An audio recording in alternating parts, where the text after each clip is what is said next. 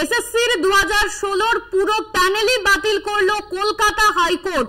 25,000 নিয়োগ বাতিল করলো কলকাতা হাইকোর্ট। একমাত্র সোমা দাসের চাকরি বহাল থাকলো। ক্যান্সারে আক্রান্ত তিনি, তার চাকরি বহাল থাকলো। কলকাতা হাইকোর্টের নির্দেশে 2016 এসএসসির সব নিয়োগ বাতিল করলো কলকাতা হাইকোর্ট। প্রায় 24,000 নিয়োগ বাতিলের নির্দেশ কলকাতা হাইকোর্টের। এছাড়াও আদালতে জানানো হয় মেয়াদ উত্তীর্ণ হওয়ার পর কোনো চাকরি বৈধ বলে গণ্য করা হবে না। এসএসসির নিয়োগ দুর্নীতি মামলায় সমস্ত নিয়োগ বাতিল করা হলো। অযোগ্যদের বেতন ফেরত দেওয়ার নির্দেশ।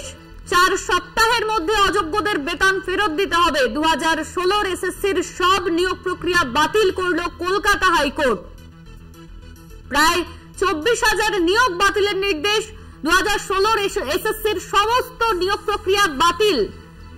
আজ এসএসসির নিয়োগ প্রক্রিয়ার মামলা ছিল, আর সেই মামলার রায়ে প্রায় 24,000 চাকরি বাতিল করা হলো। 281 পাতার রায়দান করে কলকাতা হাইকোর্ট। 2016 এসএসসির সব নিয়োগ প্রক্রিয়া বাতিল। অযোগ্য শিক্ষকদের বেতন ফেরত দিতে হবে। 4 সপ্তাহের মধ্যে সেই বেতন ফেরত দেওয়ার নির্দেশ।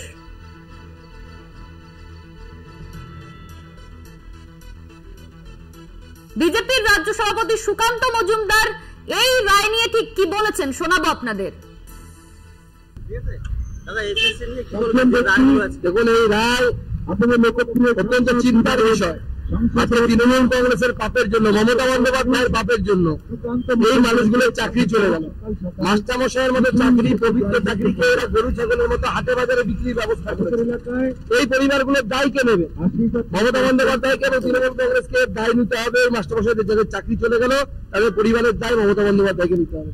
অদ্যবলে 4টে নিয়োগ প্রক্রিয়া মিলে 25,000 চাকরি বাতিল করা হলো কলকাতা হাইকোর্টের তরফে। 4 সপ্তাহের মধ্যে অযোগ্যদের বেতন ফেরত দিতে হবে। সুদ সমেত 12% সুদ দিয়ে ফেরত দিতে হবে বেতন।